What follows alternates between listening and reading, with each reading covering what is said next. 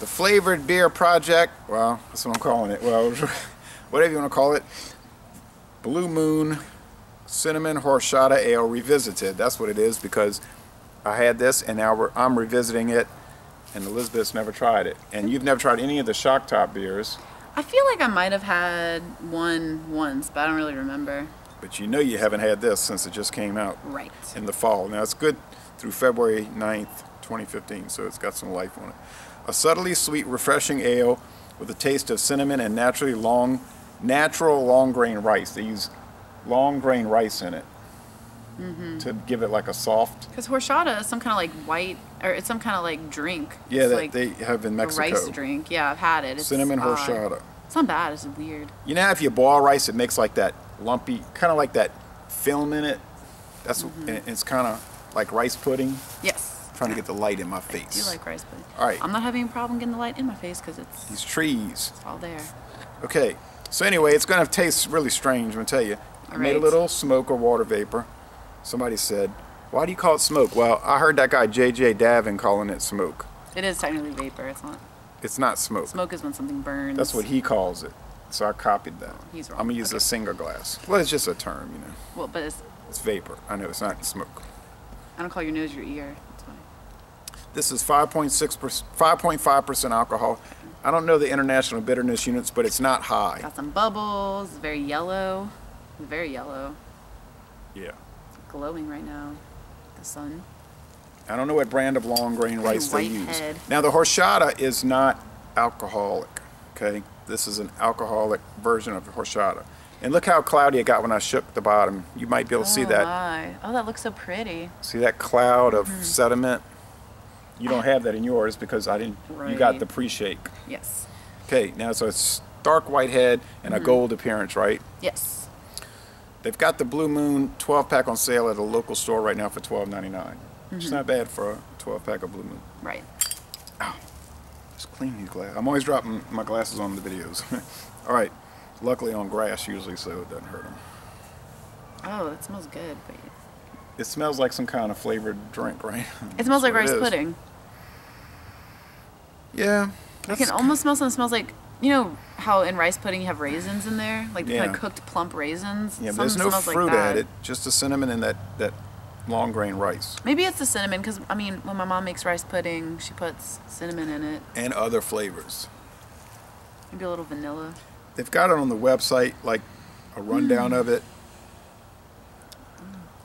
Cinnamon extract. Okay, so. Wow. And I think they use orange peel, and I thought I read lime peel. So I don't know. It's on the website, and you just came over, so anybody could look it up on the Blue Moon website. They always give a good rundown of their ingredients. Yes. And this is the 20th anniversary of Blue Moon, invented in '95. You like it? Yeah, that's now, good. Try this one with the shake. Okay. Shaking sediment in it. See if it's different. About the same. It possibly tastes a little stronger. Okay, so what do you get on the flavor? I mean, that sweetness, definitely. It tastes like rice pudding. I don't know if y'all have had that, or horchata, which I've also had. You've so had it's it? got, yeah, at that Mexican restaurant under the bridge on Elysian Fields. You know that little one I'm talking about? Oh, right. They give them to you in these huge styrofoam cups. So it's got that sweetness. On Elysian Fields in Interstate 10 in New Orleans, yeah. That's a really authentic place since no one there speaks English. No, you just have to kind of point at the menu, but it's good. I went with someone, they got a whole fish. Like they ordered some fish and it just was a whole fish with eyes. But it's like it's sweet and it almost like suggests a creaminess that, I mean, it's not a creamy beer, but that flavor is full, but it's not like, it's not bitter, but it's not I think there's mild. slickness in it. There's definitely cinnamon and the rice, the long grain rice, like the rice pudding. There's a beer flavor. Now, you know, your grandfather, he would just say, smells like beer to me, and then he would taste it and say, tastes like beer. I mean, yeah, which I hate. It's garbage. You know, I mean, obviously hates beer. Yeah, obviously it tastes like beer, but it's like, okay, so I like beers that, I do like flavored beers, and I don't like the, like, bland, watery, corn-tasting beers. So usually I go for, like, richer beers. I usually go for, like, stouts and things like that. And you didn't care too much for the Genesee Cream Ale. No, I didn't. But the thing with those sorts of really dark, like heavy beers is that sometimes it can be too much, like to drink. Like sometimes I'll have trouble finishing a whole one because it's just like, it's so thick. Like I had, what was that beer I had recently? I told you about the Leffe High. They make that ginger cranberry one. They do the shandies. Oh, Leinenkugels. Leinenkugels. I had the Leinenkugels porter, maybe? I sent you a picture. I don't remember what. It was just like... Oh, the winter... Oh, yeah, the vanilla porter. Yeah, the vanilla porter. And it was just like... It was just so thick. And that's good sometimes. It was just like... You should try their Big Eddie series barley wine. Then you find out what thick is. Yeah, but this... You would say... I really like this because it's so much easier to drink. Like I could drink a whole bottle of this without just being like, oh, I'm getting tired of it. It's too much. It's like, so it's flavorful. It's got that kind of cinnamon. I know it said artificial cinnamon extract, but it doesn't taste like... No, it's not artificial. It's cinnamon extract. Oh, just cinnamon extract. Sorry. But I mean, it doesn't taste like with Wild Blue where it's just like blueberry. This is more like, it's very subtle and it's mixed with that beer taste. So it's much more easily drinkable than like the vanilla porter, for example. But it's not...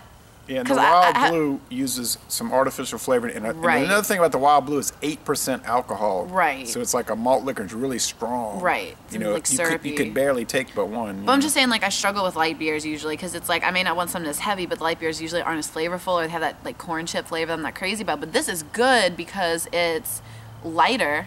Which is light why, mouthfeel, prickly with carbonation. But it's got that good full flavor, which is why I usually go to Blue Moon in general if I want a lighter tasting beer. Like, it's a pretty that's crisp as light as I go. and a refreshing finish, don't you think? Oh yeah, this is really nice. When I first had it, I wasn't thrilled with it, and then I drank it a second time, and I liked it a lot more. And now I'm liking it more. You know. I thought it would be really weird by the description. I was like, oh, but.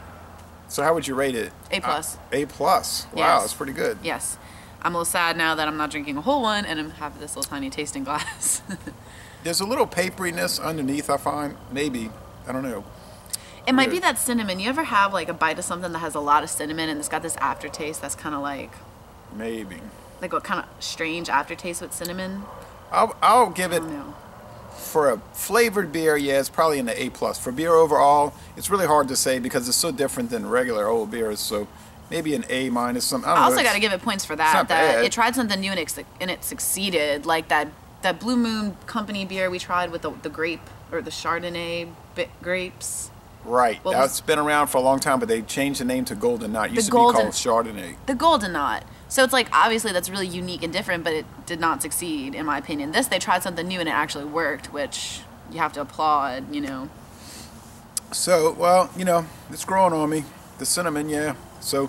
And still, the cinnamon's not like overbearing. You're not like eating a cookie. No. It's very subtle, and it just adds a slight spiciness to the beer. It's not like those spiced, like, pumpkin spice beers that come out around Christmas, and they have those like... Oh yeah, those are like... Those really heavy, like cloying, where you can really taste the seasoning. This is much more subtle. Yeah, and they don't taste like pumpkin. Well, pumpkin is like a neutral flavor, and so you have to add all the spices, so it's not just like a squash. Right. You know? This is certified kosher, in case you need to know that. And this is something, too, that it's like, with those flavored beers, they're very much in my mind like Christmas drinks. Like, I'm not going to have a gingerbread beer in February or something, but this is something that even though it came out in their seasonal pack, I would say I would drink this like the whole winter. You know, it's not something I would like. You could drink this and eat some raisins with it. I think it would go well. No, really, no joke. You could put raisins in it and drink it and chew on the raisins at the same time, and it'd be good. Like peculiar. Like rice pudding, right? Right, but why would you want raisins in beer? Well, you're gonna add all these other flavors. You may as well put some raisins in it. Whole raisins. It's strange. It makes me think of boba or bubble teas, where it's like a blended fruit drink with the little tapioca balls you suck up through the straw. Those are good. I had one last night. Those are good. But so anyway, you got to try it. You've been telling me about it for months now, and so I have. Or at least a month. So thank you for watching this video production. Laissez Les Bon Temps Relais, a good, at least an excellent beer really from company. Consistently makes excellent beers, except for Coors, been around since 1873, but the Blue Moon line been around since 1995. Interesting, good, and enjoyable. Thank you for watching this video, and come on down to New Orleans. Woo!